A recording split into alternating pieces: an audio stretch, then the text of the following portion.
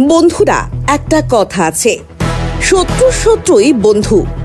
তুরস্ক দীর্ঘদিন ধরে কাশ্মীর ইস্যুতে পাকিস্তানের অন্ধ সমর্থন করে আসছে। তারা ভেবেছিল ভারত কোনো পাল্টা জবাব দেবে না, কিন্তু আজ তুরস্কের সেই অহংকার চূর্ণ বিচূর্ণ হওয়ার সময় এসে গেছে। ভারত এখন আর চুপ করে বসে নেই। তুরস্কের প্রিয় পাকিস্তান যেভাবে ভারতকে উস্কানি দিয়ে আসছে, ভারত এখন তুরস্কের ঘরের দুয়ারে অর্থাৎ পূর্ব ভূমধ্যসাগরে পৌঁছে গেছে। সাইপ্রাস এবং গ্রিসের সাথে ভারতের এই কৌশলগত বন্ধুত্ব তুরস্কের জন্য কেন এক দুঃস্বপ্ন হয়ে দাঁড়িয়েছে? আজকের ভিডিওতে আমরা সেটাই বিশ্লেষণ করব।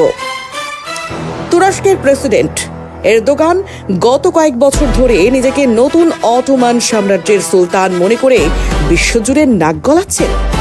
কাশ্মীর ইস্যুতে তিনি পাকিস্তানের পক্ষে এমন সব মন্তব্য করেছেন যা ভারতের সার্বভৌমত্বের উপর সরাসরি আঘাত। তুরস্ক ভেবেছিল ন্যাটো সদস্য হিসেবে তারা যা খুশি তাই করতে পারে। তারা পাকিস্তানকে ড্রোনের প্রযুক্তি দিচ্ছে, সামরিক সাহায্য করছে, কিন্তু তুরস্ক ভুলে গিয়েছিল যে ভারত এখন আর সেই ৯০-এর দশকের ভারত নয়। ভারত এখন বিশ্বমঞ্চে এক শক্তিশালী খেলোয়াড়। ভারত কেন সাইপ্রাসকে বেছে নিল? কারণ সাইপ্রাস হলো তুরস্কের সবচেয়ে বড় ভূ রাজনৈতিক ক্ষত। ১৯৭৪ সাল থেকে তুরস্ক সাইপ্রাসের একটি অংশ দখল করে রেখেছে। সারা বিশ্বে সাইপ্রাসকে একমাত্র রাষ্ট্র হিসেবে তুরস্কই মানে না। ভারতের সাথে সাইপ্রাসের এই নতুন সামরিক চুক্তি, যেখানে কাউন্টার টেরোরিজম থেকে শুরু করে দীর্ঘমেয়াদী প্রতিরক্ষা পরিকল্পনা রয়েছে, তা তুরস্কের মেরুদণ্ড কাঁপিয়ে দিয়েছে। খবর আসছে ভারত সাইপ্রাসে ব্রহ্মোস মিসাইল বা উন্নত ড্রোন প্রযুক্তি সরবরাহ করতে পারে। চিন্তা করুন, তুরস্কের নাকের ডগায় যদি ভারতীয় ব্রহ্মোস মোতায়েন করা হয়, তবে তাদের নৌ কৌশল আর আধিপত্য কোথায় থাকবে? ভারত ঠিক সেই কাজটি করছে যা পাকিস্তান ও তুরস্ক অতীতে করেছে।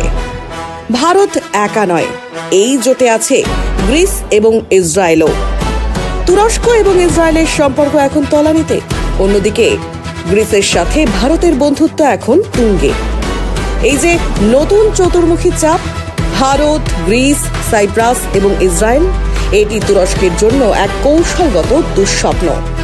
তুরস্কের মিডিয়া এখন কান্নাকাটি করছে, এমনকি তারা ভারতের এই পদক্ষেপকে সরাসরি হুমকি হিসেবে দেখছে। যারা আগে অন্যদের উপর ছড়ি ঘোরাতে অভ্যস্ত ছিল, তারা এখন নিজেদের নিরাপত্তার জন্য শঙ্কিত হয়ে পড়েছে। পরিশেষে একটি কথাই বলবো, ভারত কূটনীতিতে এখন অনেক বেশি আক্রমণাত্মক এবং বাস্তববাদী। ভারত কাউকে আক্রমণ করতে যায় না, কিন্তু কেউ যদি ভারতের অখণ্ডতা নিয়ে ছিনিমিনি খেলে, তবে ভারত তার উত্তর দিতে জানে।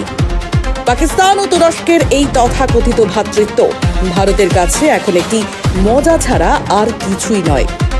তুরস্কের এই নিও অটোম্যান স্বপ্ন এখন ধূলিসাৎ হওয়ার পথে। ভারত বুঝিয়ে দিয়েছে, বৈশ্বিক রাজনীতিতে এখন ভারতের সাথে লড়তে হলে আগে নিজের ঘরের খবরের দিকে নজর দেওয়া প্রয়োজন। ভিডিওটি কেমন লাগলো কমেন্ট করে জানান। আর তুরস্কের এই শোচনীয় অবস্থার সম্পর্কে আপনাদের মতামত কি? অবশ্যই শেয়ার করবেন।